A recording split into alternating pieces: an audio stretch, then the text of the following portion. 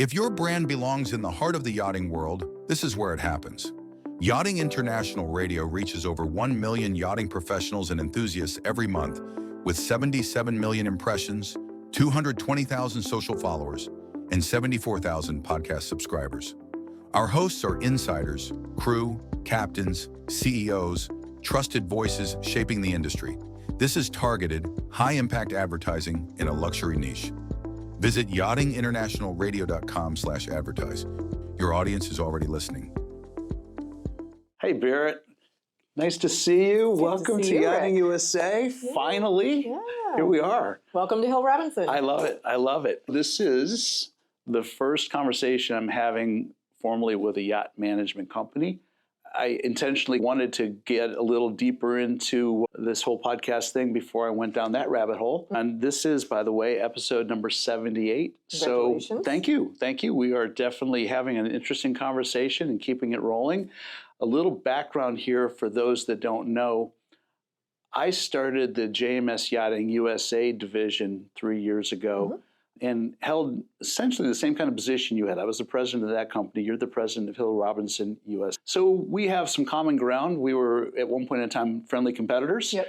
And here we are just friendly. And thrilled to be in your office, Barrett. And let's talk about your life in the wonderful world of yachting, shall we? I always like going back in time. And tell me, what got you into this space? I remember actually when you were with JMS and we actually had a good conversation about sort of management and getting that side when we were going to the Bahamas. I was going to say, we had a wonderful flight over on a private jet to Freeport. Yep.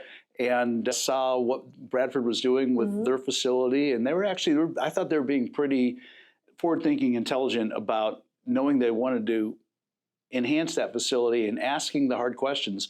Which direction should we go? Yeah. And they went to yacht management companies. And I we'll talk about this later, but I think this is something that's not well understood. Yacht management companies are such a big resource in this industry. Exactly. Yeah. And I think resource is the key. Yeah. So we had fun on that trip. Yeah, it was very nice. It was fun. It's nice to go in 20 minutes and back. Oh, boy. Yeah, I got to spoil you. I know, one of the fringe benefits. Yeah, no, we love that. Yeah. So tell them, how'd this happen for you?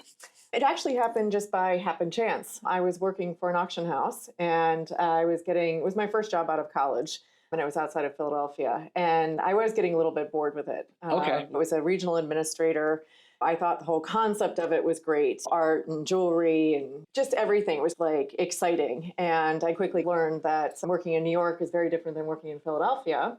And I happened to have joined the company at the wrong time. Okay. And so there was a little bit of a collusion issue that was going on between two auction houses. And unfortunately, there wasn't the opportunity to go to New York. I stayed in Philadelphia and kept going on. But my boss picked up after about 2.5 years that I was bored. And so she kindly did me a favor and fired me. Oh. Yes, and it was the summer, so at least we had that going for us. The sky's the limit for the summertime to be jobless and figure out something else to do. I love that, though, in the concept that people look at that kind of thing and think, oh my gosh, my life's over, or my career's over, whatever. And I tell people sometimes failure is your first step to success. And that was probably a big gift handed to you at that time. It was huge. And I had an intern there and she was just so into it. And I was like, you know what? You're going to be far better at this than me. And so when the whole thing happened, I was far from surprised when my boss told me that this woman was going to move into my position. I was like, hey, we know that's going to work. So congratulations to all of them. And away we all went. During the summer, I was talking to my mother's best friend's daughter, whose boyfriend's best friend was looking for somebody to cook on his 125-foot schooner for the summertime.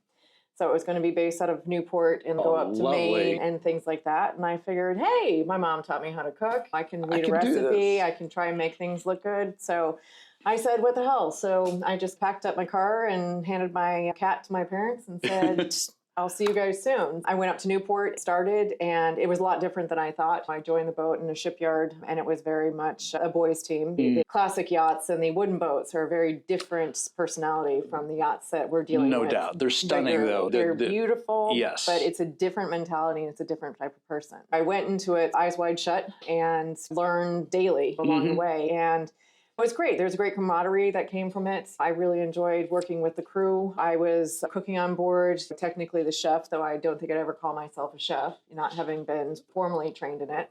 I figured that stuff out, and You could feed the boys. I could feed the boys, no Right. problem. I could feed the boss too, and I could whip up hors d'oeuvres, and it was everything that we needed. So I thought it was just going to be a summer thing, but then there was the opportunity to head down south and then head over into the Caribbean. And so Stayed on board. I stayed on board. So October in Wow. Newport starts to get pretty cold, and what are you going to do? So away we went.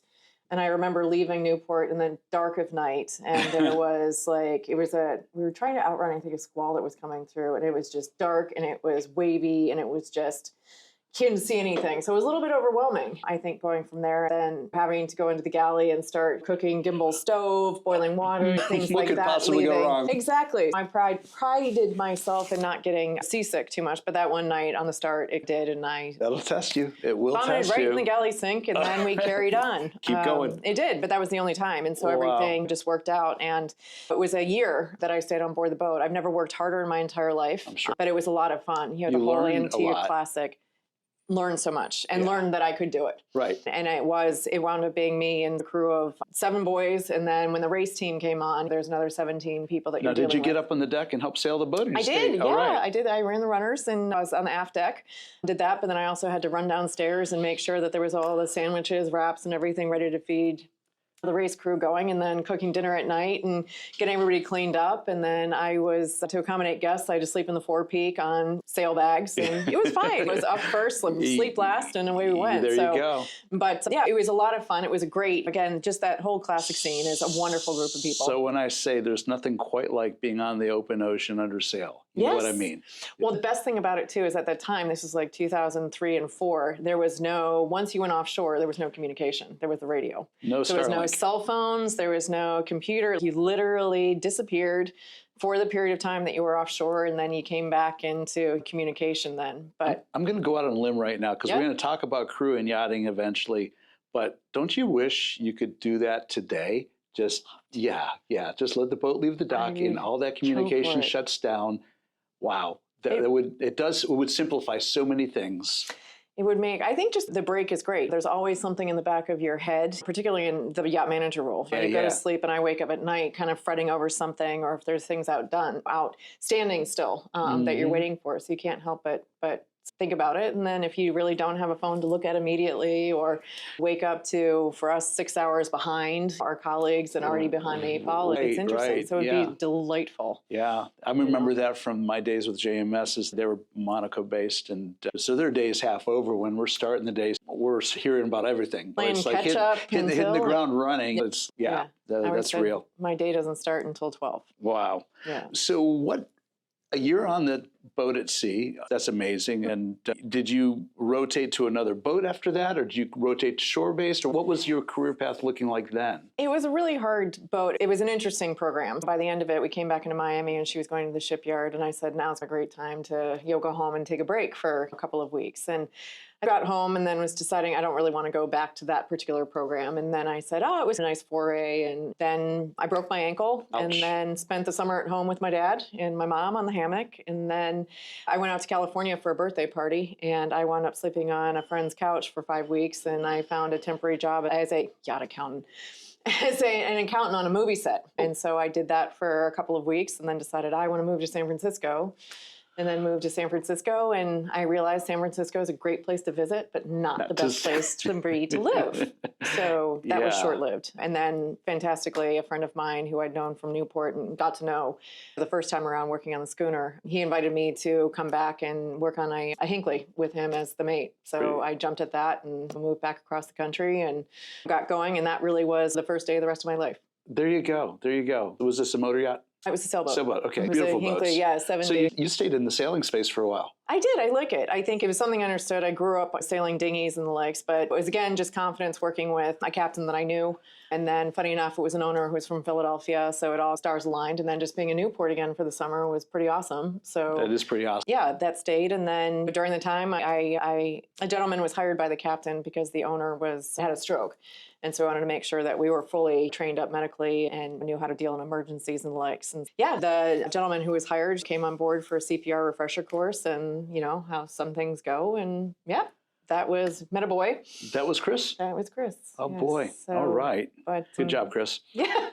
Yeah. So then I wound up finding a job with a yacht designer in Newport. So he was a designer of sailboats, Ted Fontaine, and I started working for him, and he was just developing the friendship yachts. And so it was a shore-based job, but it was excellent because it was also working on the boats. Yeah, no, that sounds wonderful. You're still staying up in New England in that part of the world, which is so pretty in the summertime. It is. There's no better place in the summer. Yeah. What happens in the wintertime?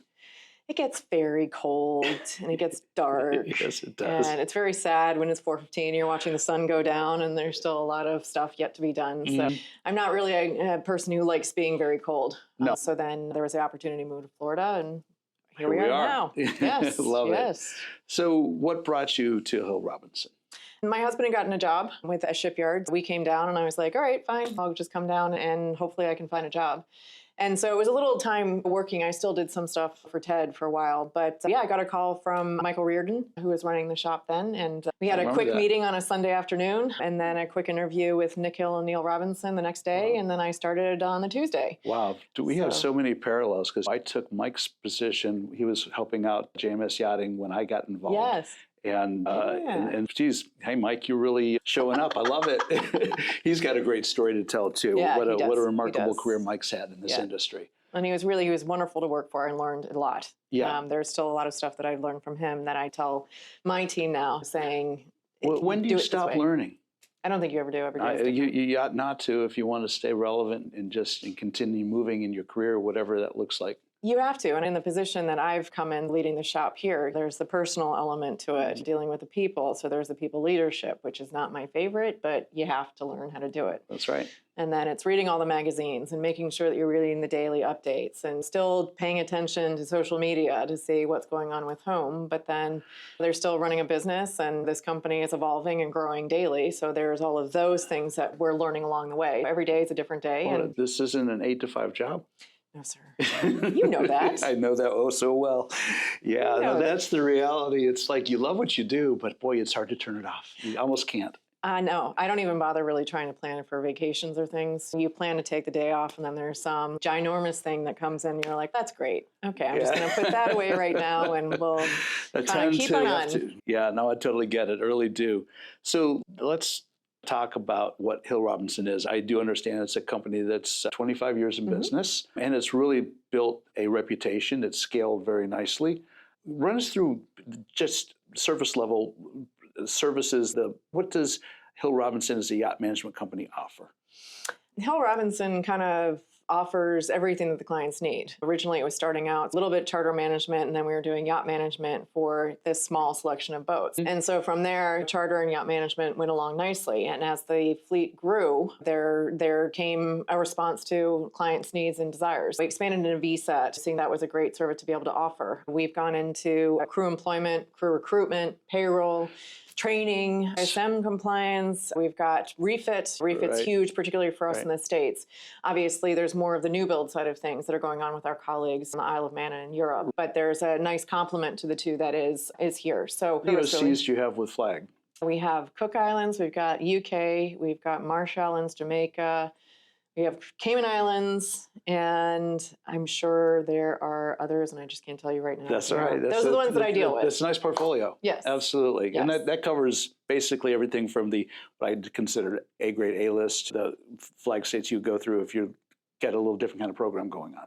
Yeah, and we definitely talked to owners beforehand when they're looking at, somebody told them that, oh, if I go to Jamaica or if I go to St. Vincent and the Grenadines or if I go somewhere, it's going to make my life much, much easier. And yeah, it will. You don't have so many people, so many regulations that you have to follow. But at the same time, as the safety managers, which it's not your job to say this is the easy way. You're saying, yes, that's the easy way, but it's not necessarily the recommended way. That's right. Exactly. And there are times, I think, where your insurance underwriters come in and they put their voice to the equation as well. And I think there is that. The underwriters and the brokers definitely listen to what we have to say. They're going to say, take guidance. We'll agree with what your opinion is. If it matches what if it matches what the flag state is, then we'll agree with you and the flag state, and we'll take your recommendation. And so I think that there is a lot of that is built, and I think that's great respect, I think, from the insurance industry towards the managers. That's something I learned early on when I got involved with yacht management was, and it's funny, I didn't really respect it or understand it until I got involved with yacht management, how important, really important, the insurance underwriters are to our industry. Without them, we don't have it. Everything would stop. No, I think, and it's a good thing that you don't have to deal with them regularly and you don't want to deal with them. But when you do have to go and deal with your broker and then with the underwriters, sometimes you just want to cry with joy that there's somebody there who's going to handle it, who's going to give you guidance on doing it. So it really becomes a collaboration. When you can... Exactly. So I'm happy to do whatever they tell me to do and we'll organize it all. But again, the guidance, and that's just, I think, a very calming and reassuring thing, particularly now as things are getting more technical, more dynamic, more complicated, and crew coming in, and just the world in general seems more complicated. I think it's huge for that. Think about this. I was just on board this past November when I was in Amsterdam. Tristan and I were invited to go on board the 119-meter vessel being delivered by Van Lent. Breakthrough. Remarkable boat. I was just reading about that today. And I had a couple takeaways on it, but one of the takeaways was putting my hands on the cryogenic hydrogen tanks. And it's like, wow, this is real. And it takes up a lot of real estate, by the way. And in the conversation with the program manager I was with, he said one of the challenges we're having right now is the approvals in the licensure for the hydrogen to be able to fuel up. The city of Amsterdam, for instance, didn't have a way to address that because it was that new. So new technologies, new complexities. We'll talk about this later too. I walked into the crew accommodations. Oh my God, 2 levels of crew. Each stateroom looked like a small hotel suite. I know, and now they're single too, so it's like there's plenty of them as a single occupant. Finally, now of course it's a big boat, so you can afford to do it. Space is available. Given the crew the opportunity to actually have a little bit of personal space, and that is so important for just the well-being of individual crew members. So good to see that kind of stuff going on. That's a mixed bag there. You got this new technology, you got to figure it out. Wow, we'll see what that's going to bring to the future. But then you see the focus on crew, which is also really good. They just completed their first fueling today, right? Or yesterday? I think they did. Yeah, I think I saw that. So it'll be really cool to get the feedback on what that looks like, and hybrid technologies and everything that's really happening. Our industry really has a lot going on if you're plugged into it. You just have to stay aware and, like you said, do a lot of reading. It's not always recreational reading. No. But it's good stuff. No, those daily updates are pretty handy too. Yeah, no, that's true. Unfortunately, there's if you subscribe to other places, you get that feed constantly coming in. You just got to filter it. Moravia. I understand this is something new to Hill Robinson. Just a couple of years ago, you guys acquired this company.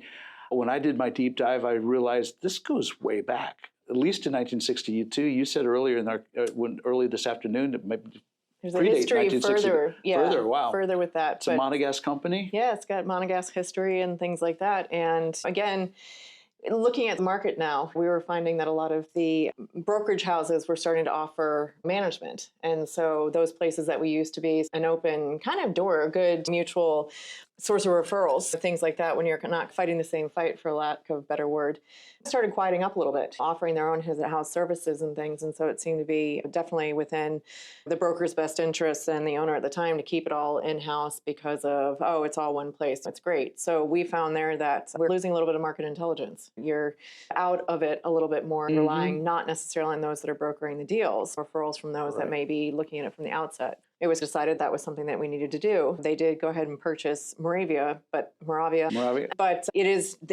were very diligent on maintaining them as completely separate autonomous entities. from each other. Totally different functions, totally different colors, everything like that. Meant to complement each other, but they are not ever one and the same. Okay, that's good to know. That was something that we talked about in my previous management company, was what we called the independent part of it being exclusively in the management side, so there would be no potential crossover into brokerage.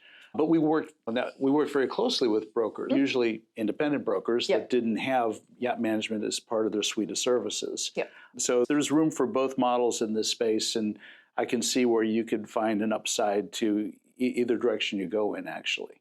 I think so. And I think the one nice thing I think about being independent, particularly for Hill Robinson, is it's Nick Hill and it's Neil Robinson. The founding partners are still making the decisions on things. We've grown as a company hugely. So there's an executive team and all of that stuff now. But Nick and Neil remain readily available to any of their clients, to any captains, to any crew. Doesn't that speak volumes to that partnership? It does. In my previous company, at Nautical Structures, my partner Bob Beline and I stayed partners for 27 years before I decided to move on to do some other things. Yep. And that's like a marriage. It is. But when you've got the right mix of people in the right mindsets, boy, you can do magical things.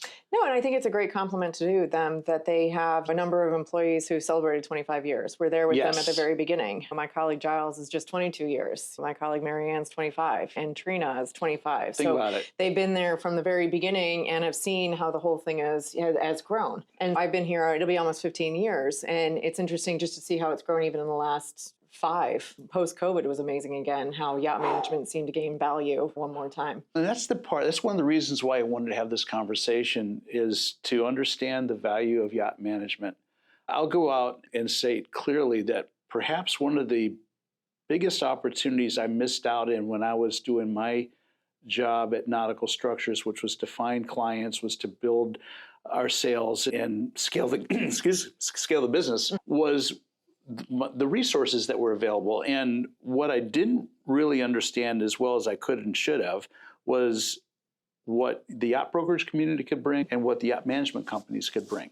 Because when you closely align as a manufacturing service company with these entities, you are connecting to a huge fleet of vessels that constantly need quality service. And that's what we were delivering: quality products, quality services. It was later in my career where I really started picking up on the magic of that. And I would tell anybody that's watching this podcast, pay attention to those two entities as good, synergetic, collaborative businesses or business models to work with: yacht management companies and brokerage houses. I think also for you, switching back to the vendors, we've recognized just exactly how important the vendors are. And when you do need to have a vendor put you on the very top of the list, it comes with that great working relationship. Yes, so it does. We did develop a big procurement department. And so our procurement department is based out of the Isle of Man. And the wonderful thing about that is that given the volume of business that we do with various vendors, we were able to leverage that to the advantage of some of the owners. So the buying power is transferred straight to our fleet owner pockets, or not having to. It helps with discounts and things like that. So that's another thing that I think is something that we respect everybody that is doing business with us, and want to make sure that's that completely continues. legitimate. I would tell potential management clients, owners that are on the fence: do I stay with my captain, or do I actually hire a professional yacht management company? If you go with a company such as yours, the one I was representing previously, we would pass along all of that to our owner. We would basically say, listen, if you work our program intelligently, our actual monthly cost of management is greatly offset. Sometimes it's completely replaced by the discounting and the benefits and the value we're able to bring with these relationships. Yep. And so therein lies the real value. You've got a partner in the industry with relationships throughout the industry that can bring you product, services, value that you can't get on your own. And when you're in a real pickle, being able to have somebody call and just say, I really need to call in a favor, and for that particular vendor to say, all right, I'm dropping everything right now, I'm coming to you with that stuff, that is just worth its weight. It's never burn a bridge. Always keep those good relationships going, because they do really work in the end. And I think that is the mutual respect between the managers and the people who help us make sure the boats are running the way that they're supposed to. There are complex floating devices that work 24/7 that are sitting in salt water. What could go wrong? And they're living, breathing things as far as I'm concerned. They totally are. You can't just have one sit there doing nothing. So you're talking about the retention of employees in Hill Robinson, and that's remarkable. I tell the same story often with my previous business. And then you look at the crew space, and don't you wish you could look at crew and say they would stay in their programs as long as the people you get land-based, because that is one of the challenges. It's a huge challenge, and just trying to find the good quality people is even more. We've been looking for some heads of department, and you're sitting there looking through 60 odd CVs and still struggling to find the good person. And then you realize the good people are truly have multiple offers coming to them. So then you need to encourage the owner. I need you to make a decision like, you need to talk to them right now, and then we can be able to lock this stuff. And again, it's just trying to get them to understand, because some of them will come back 2-3 weeks, a month later and say, oh, I'm ready to talk to them right now. And so they're out. We're starting again. Yeah. And so I think that's good. And slowly owners are coming around to that. But I think on the same side, I think there's a little bit of, I can't help to say it, but you always used to be like, oh, crew, it's the reason why owners want to leave. And I don't think it has to be like that. I think a lot of owners now are becoming a little bit more committed to their crew and realizing that education and training really do make a difference. And I think it's more of the education side of things that is what does it. You can train somebody. I took a course on silver service online. I'm ready to go. Okay, let's do silver service while you're underway and everything's moving and everybody's running late and all this stuff. It's a completely different. You get all the stresses from your head of departments coming down, and the owners and the guests and all that, the things that you just could not possibly imagine when you're in, whether it's an online course or whether you're in one of the local training agencies. The real world, it's moving. Oh boy, it's always moving. Absolutely. We talk about crew welfare, and it is, some people would argue that, boy, that's an overused conversation or discussion point, but I would say that it's absolutely not. I would argue that we're just now really recognizing how valuable and important a focus on crew welfare is to the operation of our boats. And I think the word that, what you said with crew welfare, I think is something that kind of communicates a little bit more of the importance of it, and that it's not a trending word. Well-being and all that, my journey and things like that, are things that sometimes you think are a little bit wishy-washy and stuff. They're trending right now. It's not serious. Crew welfare is serious. Crew welfare is the mental health. I think a lot of the younger generation is coming in, and there is the homesickness. They haven't been like me growing up and saying, you're on your own this weekend, go knock yourself out and just be home when the sun goes down and all those kind of things. I think being connected is something that's hard when you have to be disconnected. It's a challenge. I tell people, when I started my maritime career, I actually worked offshore as a commercial diver, and we would leave the house, the apartment, and go to the flagpole and get picked up to go on the crew boat to go offshore to work. And in the department I was in, sometimes we were 6 or 8 weeks offshore or longer. And there was no cell phones, and there was no satellite phones either, really. There was some ship-to-shore radios, and in an emergency, you could get some communication. But for the period of time, the tenure we were offshore working, we were working. You just disconnected. You had to. You had no choice. Now, I talk to captains, and they're walking the deck, and they're seeing a crew all of a sudden throw the cell phone in a pocket, and the crew are dealing with the dramas of their friends and family and everything back on shore or on other boats. There's programs now where crew are being instructed to leave their cell phones in their stateroom or drop them into a bag as they come on deck. Working hours. Yeah, and I think it's a balancing act that we have to pay attention to, because the more connected we are to our society and to our world, the more stress we get brought in, potentially artificially. And so I would bring to you the question, as a management company, do you have policies or procedures? How do you look at this in the context of being compassionate to what the crew needs, but at the same time trying to help the captain run his boat and keep an operation that's as stress minimalistic as possible? I think it's interesting because each boat has its own master standing orders. And I think you see that some of the larger boats with definitely professional crew and the captains who have earned their stripes through everything. I had to do it. You're going to do it. I'm sorry, we've got a job to do, and that's going to be it. I don't know many who actually have taken them away, allowing crew to do it, but just strongly, I think, productively encourage them. Hey, listen, what do you want to do, Johnny Deckhand, Junior? This is your green first job. What do you want to do? How do you see this going? I want to be a captain. Being a captain and achieving that captain status means that you're not going to sit on your phone all day while you're sitting out working on the deck. Goodness gracious, That's not going to reward you. Hard work rewards people a lot. And again, I think going back to the wellness thing that we were talking about, I think that all crew want rotation now. And so some people are rolling their eyes over it. Some people have just accepted it as a fact of life. We've gone through and tried to work with some owners to say the good thing about the rotation is for junior crew, we can at least give them a routine to their life. We can say over a 12-month period, every 6 months you get to go home. If we're going to do a 5-1 rotation, it is worth bringing that additional deckhand or that additional stewardess on so that everybody gets to go off and they're not going to change. And I'm thrilled to report, I've just talked to 2 captains about it. And they've all just realized one's just taking off on a crossing and the other's just celebrating sort of his first year. And I'm so excited because the majority of our crew, I'm doing appraisals now because we have hit 12 months. And he's that is really exciting. For those that don't know, that's huge. It's gigantic. And so the fact that 2 of these guys are like my favorite boats and just the greatest captains who are really get out and get dirty with the crew. I think that's superb. And those are boats where they just find giving a little bit back and being understandable and being kind and empathetic really does pay off in the long run. Well, Barrett, I would talk to my clients and remind them that there is no second shift on their boats, that these crew come on board, these boats operate 24/7.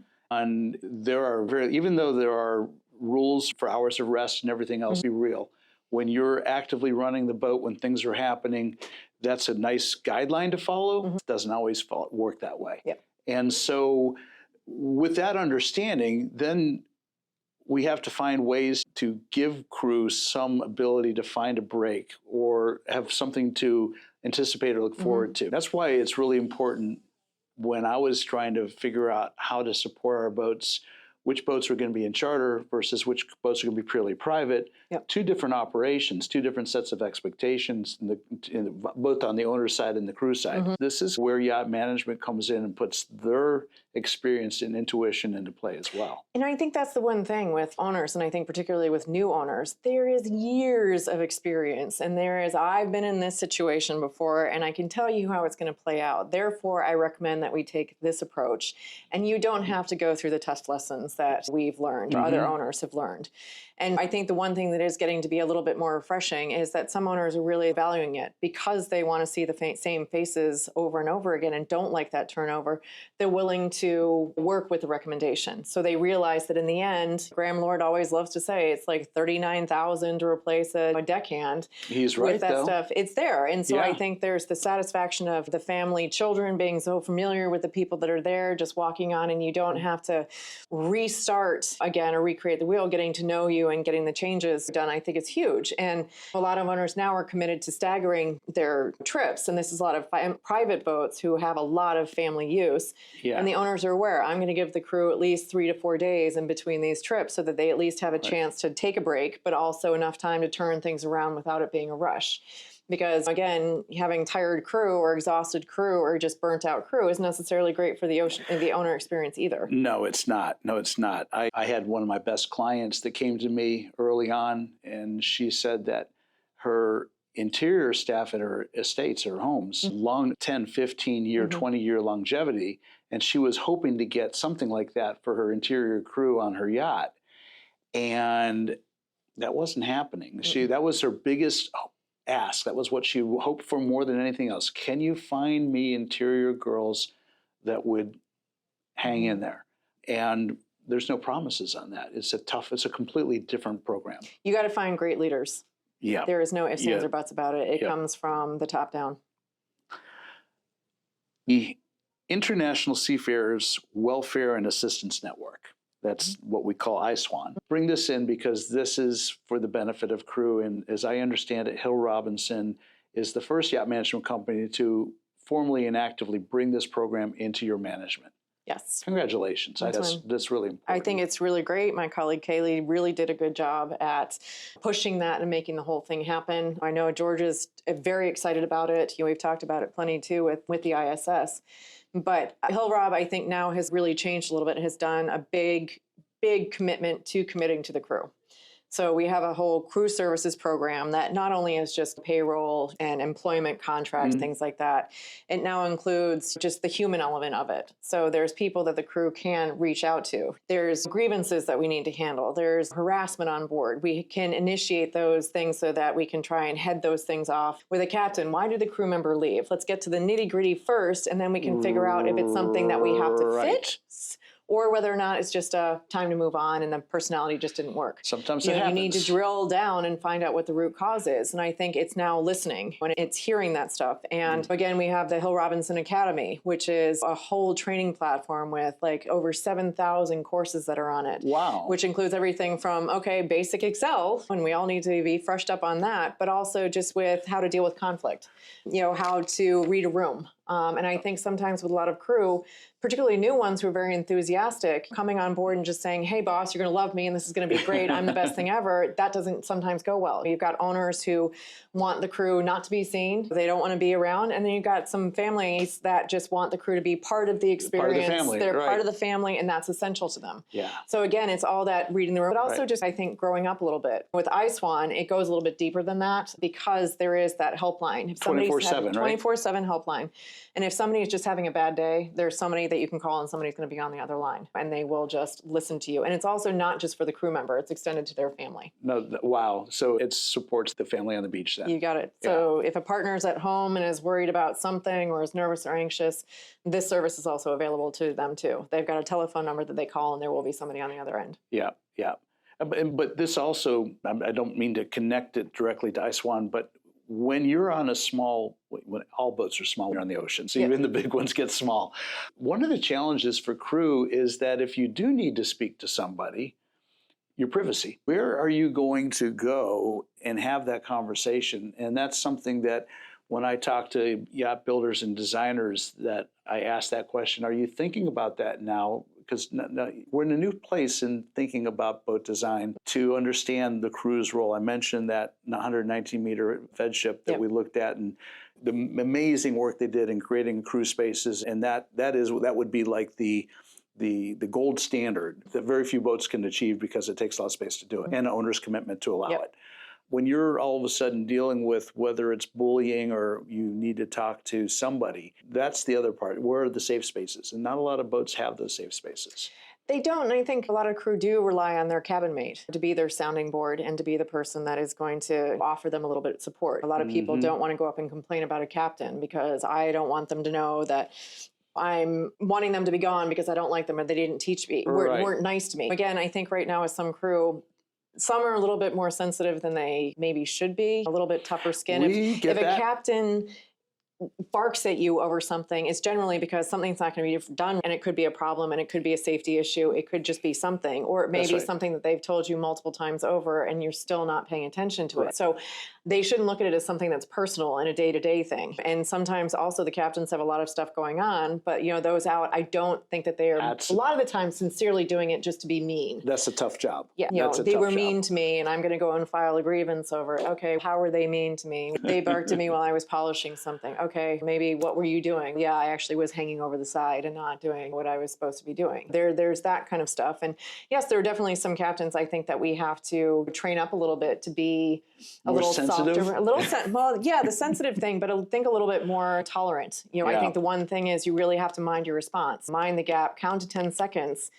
Take that deep breath and don't say what you were wanting to say. Take a step back and bite your tongue. That's a tough one for some people. Huge. I had to do a ton of training here in order to try and hold myself back from that because I would just blow a gasket. And I realized that doesn't work. It gets counterproductive at times, but sometimes the captain is the master of the vessel and he's got the ultimate responsibility. And so if there's somebody that's conducting themselves in an unsafe manner or something that puts the vessel at some level of risk, could be even reputational risk, it's on him to make sure that it's resolved and that problem doesn't go beyond where he sees it. It does, and I think the captains need to understand, too, that they are responsible for the full thing. We've just had an audit conducted on one boat, and it's a boat that we had recently taken over, so it was just, all right, let's check where everything is. And there was not very good record keeping. The record keeping was basically non-existent on board. And so, again, it was coming back to who's ultimately responsible. And it's the chief officer should have been a better administrator.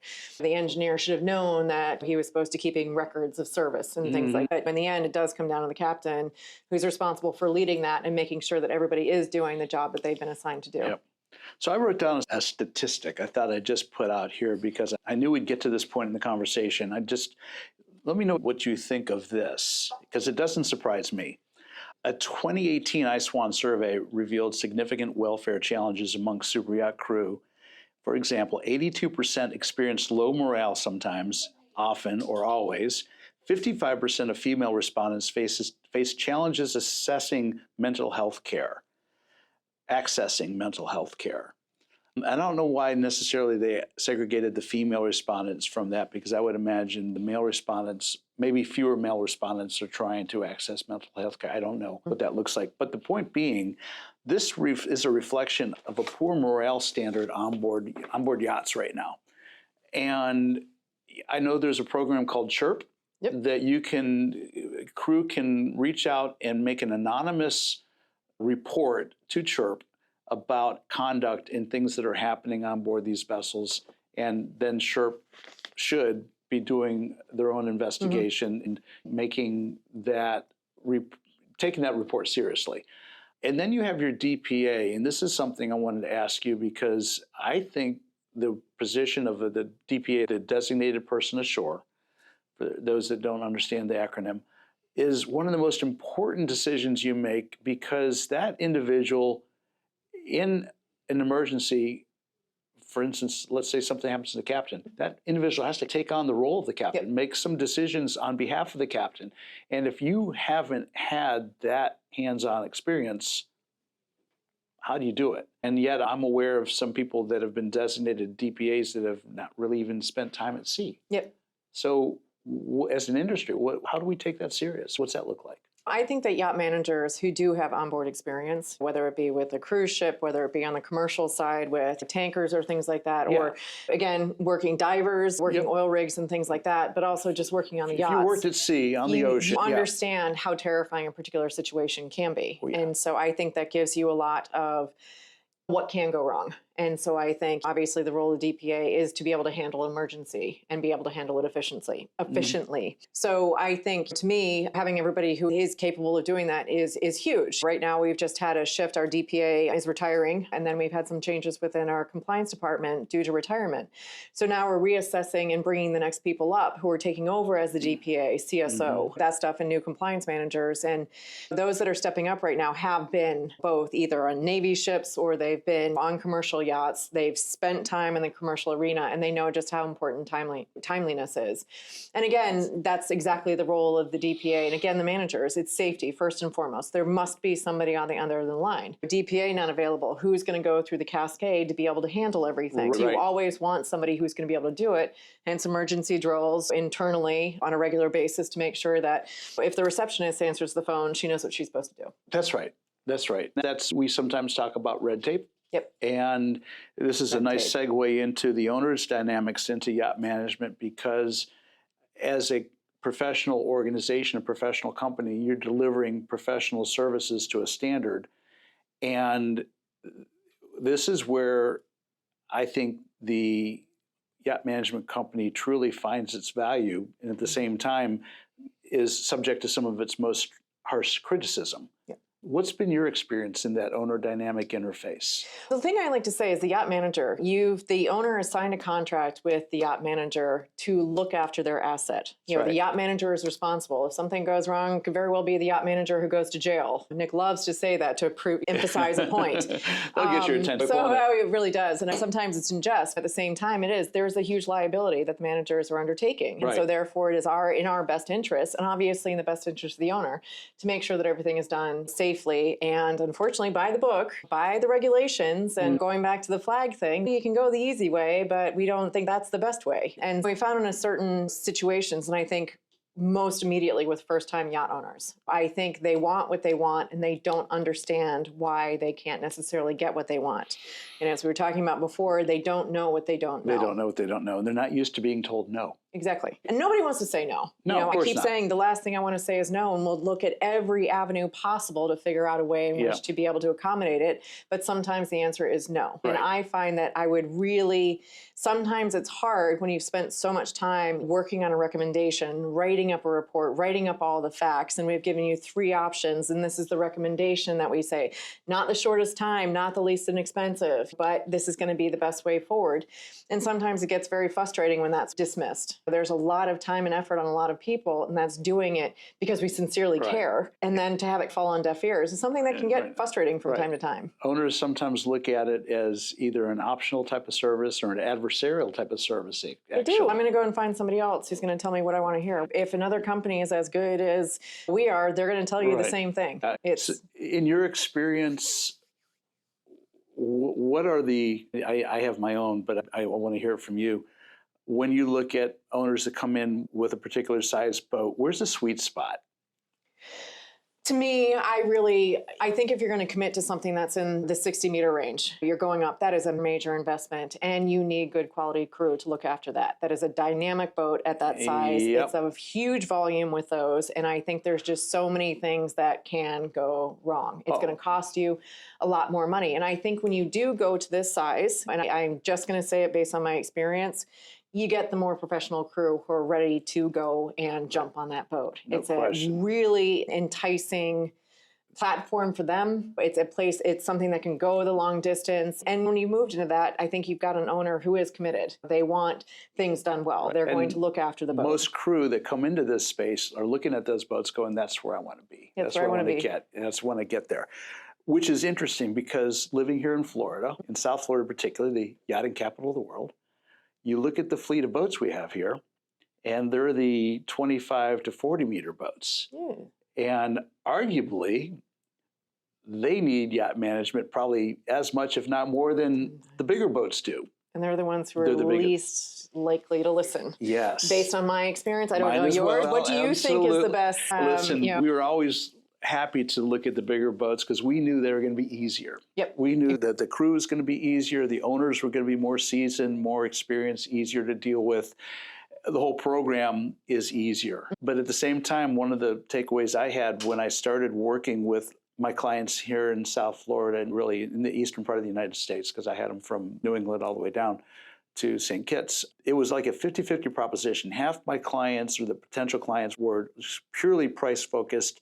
And no, we're not going to spend that kind of money. That's silly. I'll have my captain do it. The other half were like, wow, I see the value. I had one gentleman, I sat on the back of his boat and he says, Rick, I've got a multi-billion-dollar hedge fund that I manage. Why am I doing my own financial management? And I looked at him and said, I don't know, sir, why? We can do it for you. Can probably deliver a better level of service tied into how you're going to use your boat. He was going to put his boat into charter. He did put his boat into charter.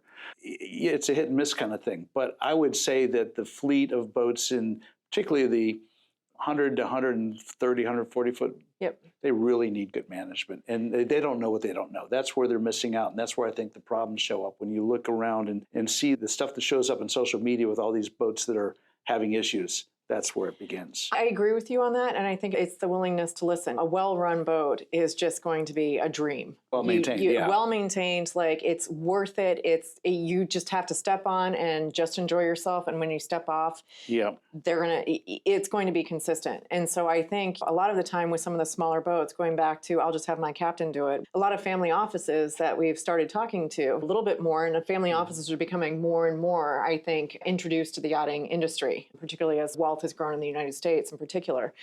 And I think that those are the ones that are looking outside a little bit more, saying, I just don't understand this industry. This does not make sense. It doesn't align with anything else they do, including aviation. It doesn't. And it's a completely different thing. I still chuckle when I'm like, oh yeah, it's just going to be, that's a national marine order for food. It's $25,000, things like that. Or there's the yacht cell phone bill and it's $5,500 or something for the month for all of these lines that are connected to it. Meanwhile, I go home and I'm like, what? Doesn't align with budget $200 phone phone bill at home. Look at my there's- cell phone. If it hits $200, I'm like, okay, there's a problem I here, know. Kristen. But that's the thing where I think you take a step away and you just have to realize that, yeah, there's always going to be an extra zero. If you can Or do it in two. your house, it's going to be more money on the boat. And I think that it's managing those expectations. Right. So expectations, and only the captain, or I can let the captain do it. I'm going to bring up something. It's been a conversation this last 6 months. I'm not going to name names, but those that know. Those that know. There was a situation that happened in St. Bart's around Christmas time. Mm-hmm. And this is an instance where it was a very successful charter program.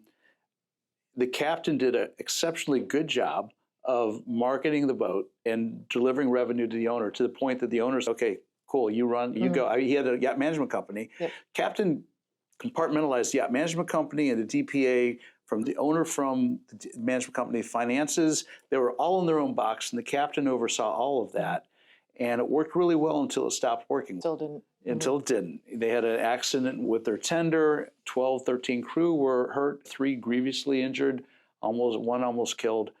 And that is and then that successful program just crashed on the shoulders of one individual who was charged to run the boat and was ultimately running the whole thing. Yep. So I think that's a cautionary tale. I don't know. I try to put myself in that same position. What if that was my boat under my management? Would I have known that I was being compartmentalized or not? And so I think that's something that we have to pay attention to, because I know you can come in with your services and offer financial and ISM and maybe do the payroll, the operational and charter, maybe going someplace else. Yep. And so this is, like I said, it's a cautionary tale, because we have to learn from these types of mistakes to try to prevent them from happening. Yeah, and I think that's why an owner has hired a management company. Again, you get a great deal sometimes on your insurance premium because you've got a safety manager there. But there's a couple of things that I like to tell owners, particularly new owners. I do not encourage the owner to become overly friendly with their crew. To me, the crew member is an employee. Yes. I firmly advise my owners, I strongly recommend that they refer to you as Mr. or Mrs. or ambassador or senator or sir or madame or however it goes. But I don't think that first name bases are very good. I think you need to have a clear line between who is the employer and who is the employee. I then think that when it comes to familiarity breeds contempt. And everybody thinks they're invincible. There's even some junior crew that think, oh, I didn't like what you told me, so I'm going to go tattle and I'm going to go talk to them. And sometimes the crew think they're invincible with that. And that's not the way the hierarchy works. And obviously, as Americans and American owners, they have a very different dynamic with their captains. And management is very differently structured than it is with our European colleagues. That's true. And in Europe and with a lot of even Middle Eastern, Asian, programs, you find that there is the owner who then has a representative who then talks to the manager who then goes down to the captain, and everybody is told that way. Yep. In the United States, you've got the owners who are like, hey, my friend referred this captain. He really loves him. So therefore that captain knows most, and we're going to listen to what he has to say. So these days, and I don't mean this in a negative way, but it's just a challenge for the manager, is that the captain has a great deal of influence. And so to me, I've learned there's no point in trying to boss a captain around, trying to tell them what to do. That is not going to be successful for anybody, and probably not successful for the manager.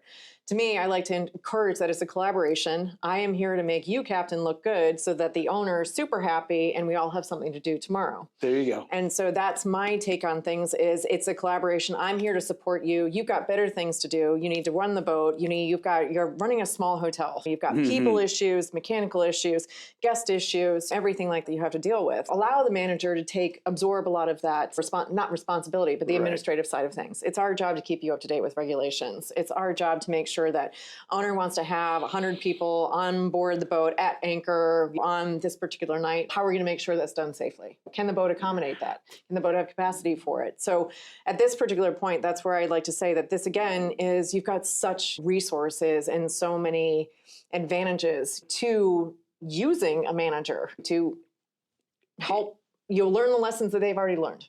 Sometimes the best lessons are hard learned, and then they become your best client. Yep. Because they've figured out that this kind of program really is the right way to go. And that's hopefully one of the messages we get across, whether it's going to be with Hill Robinson or any one of a number of other very well-run professional yacht management companies. Because while we're on the subject of yacht management companies, Google it and see what comes up.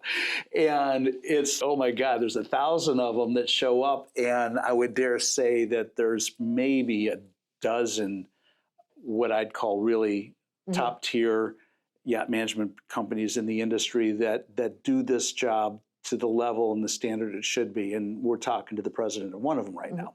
So I think that's really important that now I'm talking to the captains and the high net worth individuals that watch this show and really encourage you to do your homework, talk to other people that are using yacht management services and understand the value, because it's genuine value. And I think it's important to the well-being of your boat and your experience, a good, pleasant experience in being an owner of a yacht, wanting to stay in the game and not bailing out because you've got a really crappy experience coming out of some situation that could have been prevented. This is the funny thing. The ISM code is the ISM code, and we're all working from the exact same code. So it's the interpretation of it. It's the resources that are given to it.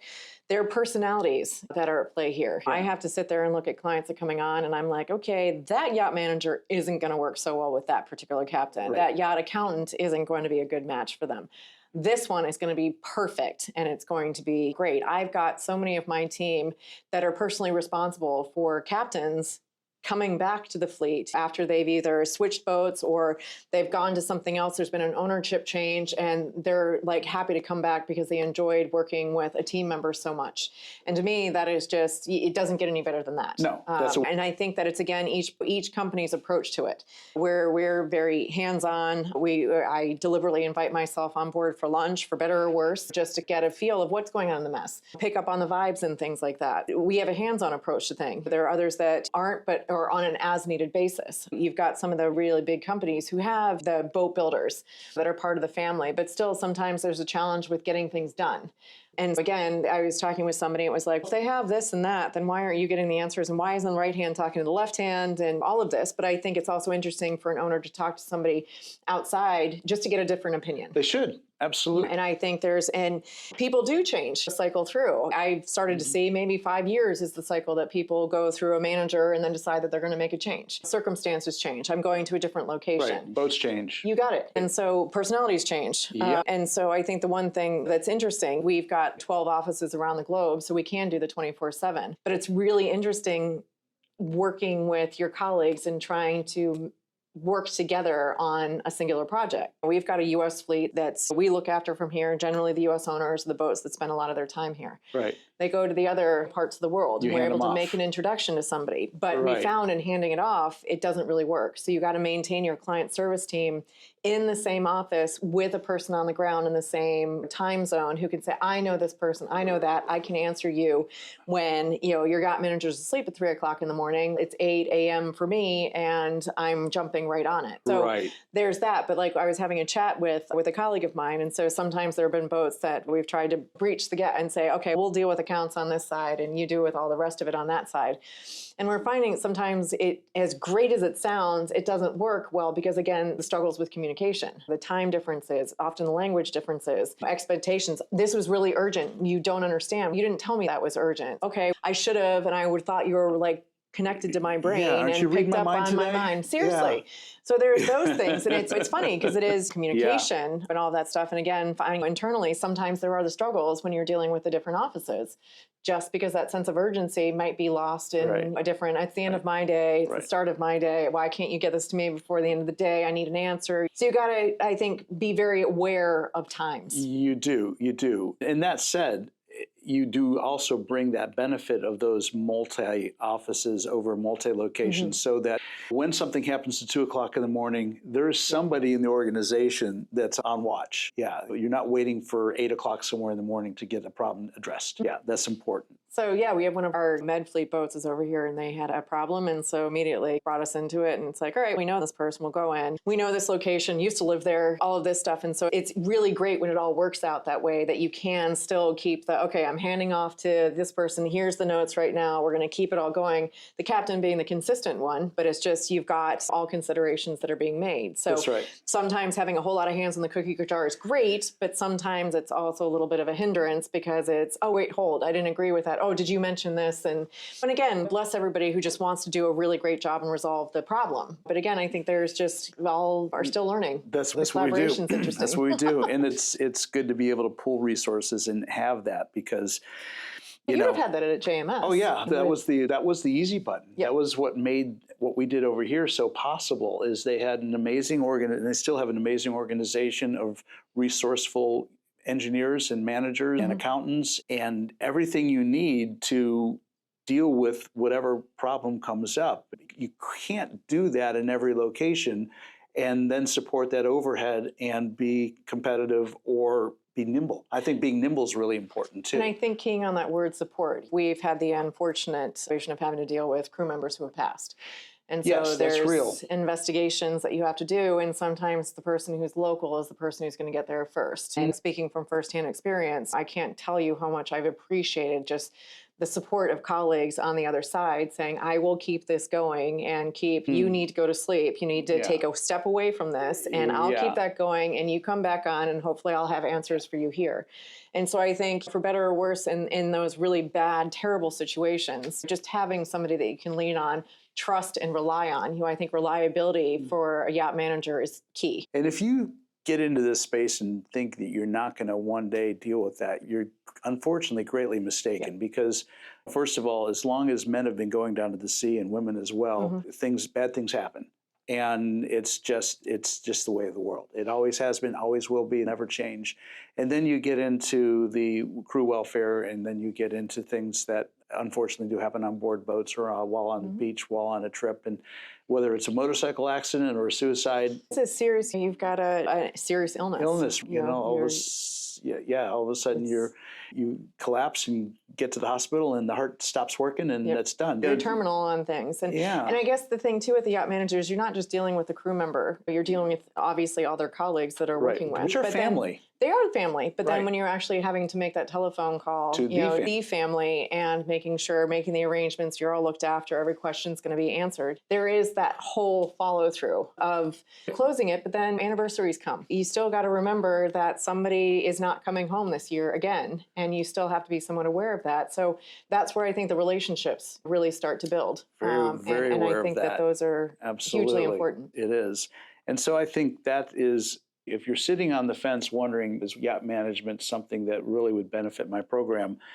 You think about things like that, and wouldn't you want to have a professional organization in place to deal with those potential issues instead of having to have your home office or you yourself having to make those hard phone calls or having to get personally involved in something that's very difficult to address. Yeah, and even a captain, you don't want to go through that alone. No, that'd be horrible. And that's happened in our industry way too often, too much because of the way things used to be done. So we've grown, we've evolved as an industry. We've got resources now that didn't exist 10, 15, 20, 30, 40 years ago. So that's good. No, I think that's excellent. So people are people. They're not just, hey, go live in the bilge. So you gave me a great segue. We're an industry that goes way, way back. I'm 40 plus years in the maritime industry, and I've watched what's happened. You, talking about speaking of the obvious, are a young woman in the position of president of this amazing, you absolutely. And sometimes you don't feel it. Yeah, Chris paid me to say that. No. But it's true. Women in yachting and women in industry is a thing. And this has been a very misogynistic industry. Nobody's doubting that. I even said it a few minutes ago when men went down to the sea. Because historically, it was men going down to the sea. There was the widow walk for a reason. There was a widow, and you saw a lot of those up in New England, didn't you? Because those men would go out whaling and a percentage of them would never come back. So that's a reality check. But I've watched a number of remarkable women become remarkable in this industry. I have had many of them on my podcast. In fact, I'm really close to almost a 50-50, and it's not intentional. It's just because there's enough of them in the industry that have put themselves or come to a place where their conversation is interesting, belongs in this forum. And yourself is, of course, included in that. And so I have to ask a question. What's your perception now, today, 2025, women in yachting? Is it a fair shake? Are we still dealing with some of the same misogynistic challenges that maybe existed when you started in your career 20 years ago?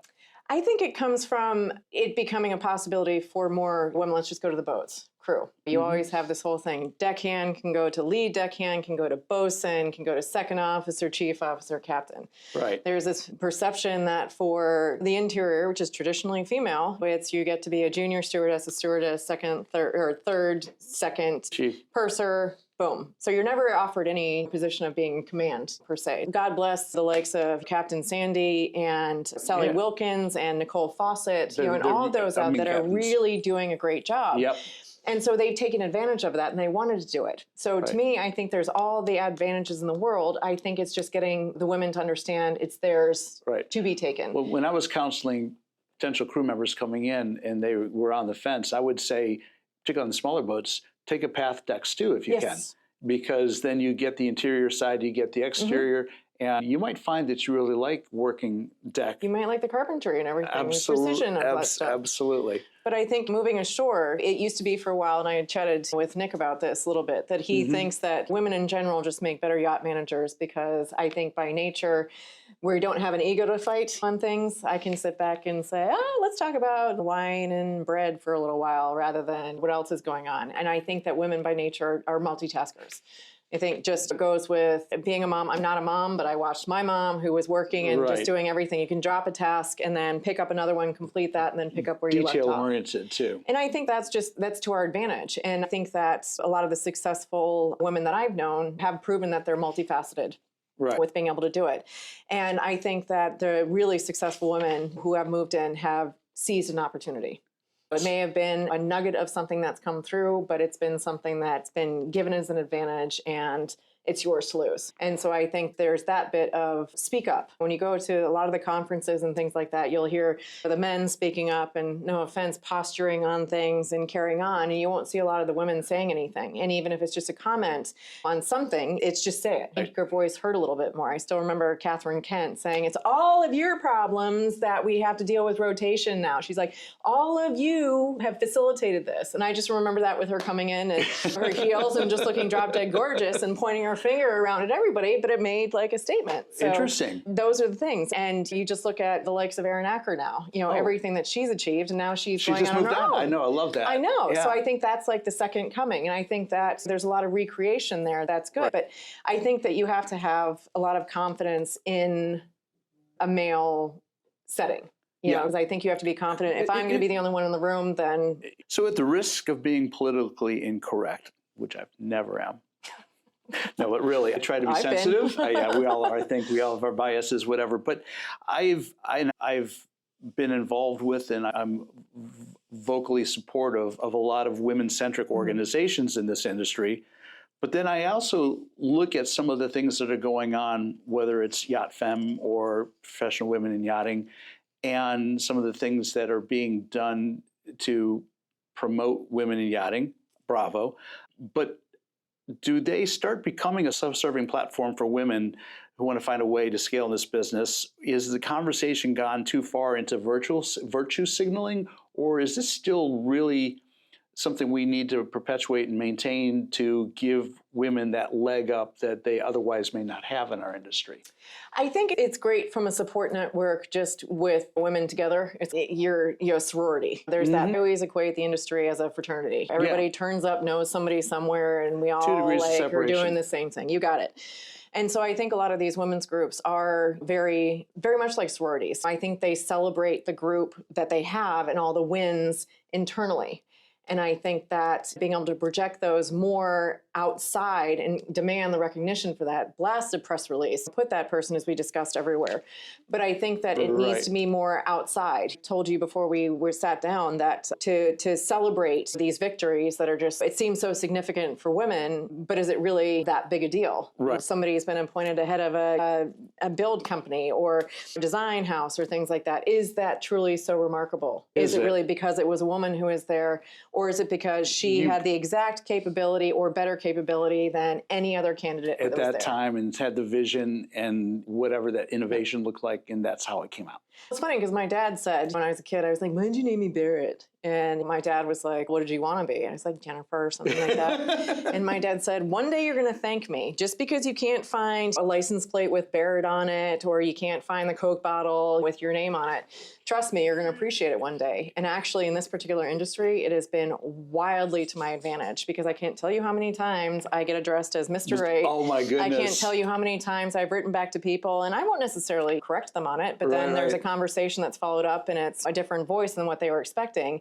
That to me is just a little bit of fun, and it's a little bit different. You can't go ahead and make assumptions. No, you dare not to. You dare Assume not makes to. an ass of you and me. So I just think that's, my dad was right with that stuff, and I think that's has been to my advantage in this particular industry. But if a woman is able to do the job and she's got the same skill set and she just is able to do it better, then just take that as fact. I love it. Barrett, as we move towards the end of this wonderful conversation, I've got to ask you, what's one thing you wish the yachting industry would get better at, whether it's owner relations, crew, support, something else? Where can we improve? I just would like people to be more okay and accepting of, you don't know what you don't know. Like I say, with new owners and even current owners, they're quick to say, my friend said this, or this person told me that, and therefore it's gospel, and this is the way we're going to go. I don't care. We've got some pretty spectacular situations that have come up that, as a seasoned yacht manager, okay, I know where this is going, and it's not a good idea. You get that, but what really is irksome from that is that it's often that we're punished for it.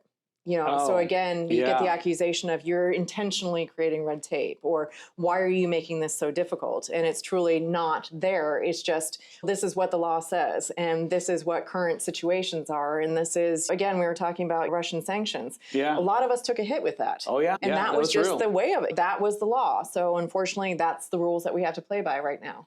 And so just with other things to make things happen with, I don't want to pay that much. Why does it cost so much? Or I just like this person, documentation they produced is counterfeit. Isn't that a problem? We're not going to get past this. It doesn't seem to matter. And so that's where I would just like a little bit more of a regard for the fact that there is a lot of experience that has gone into saying what we're saying.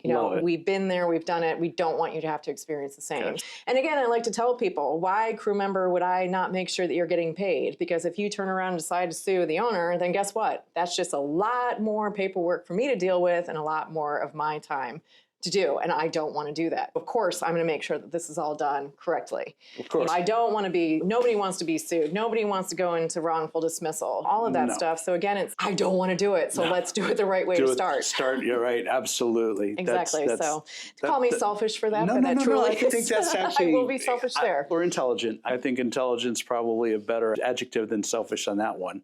Yeah. So I have got to bring this up. I'd be remiss if I didn't.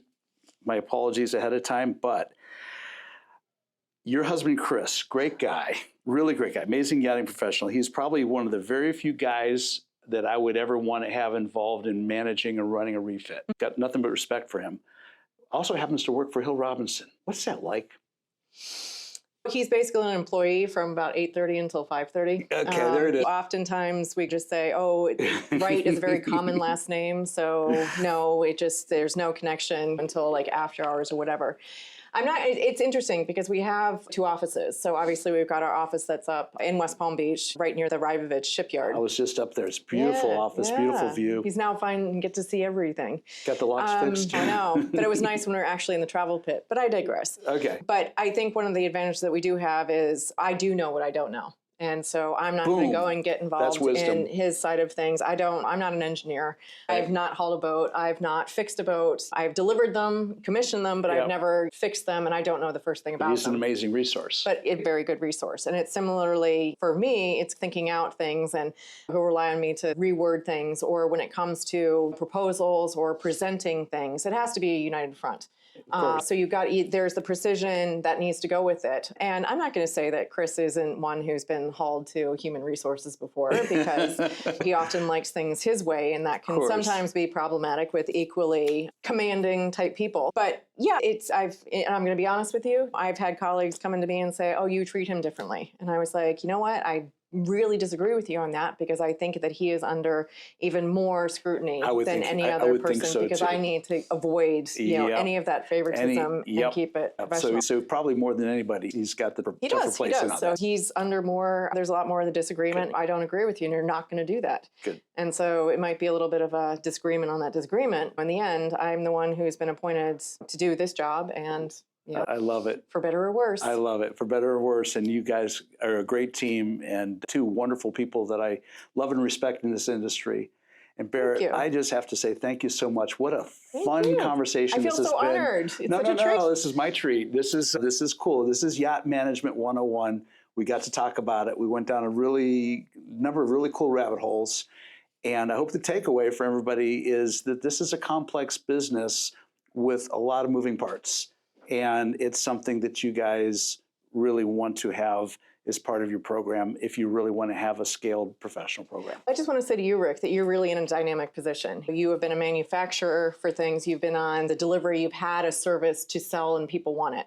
You've been on the yacht management side, which without having sort of equipment or an item to sell is sometimes harder, because it sometimes seems like it's a philosophy rather than anything else. And now doing what you're doing, just getting to know, you've got an amazing network. So I really think that you yourself have done an excellent job. And this is a wonderful, Yacht Radio is just an excellent platform. I know enough to be dangerous, and all my NDAs have expired. So it's a great place to be. Exactly. It's a great place to be. And we're going to continue these conversations. And Barrett, I wish you only the most success. Thank you, and you too. And look forward to crossing paths with you again and again. Yes. All right. All right. See you too. And until the next time, I'm out of here.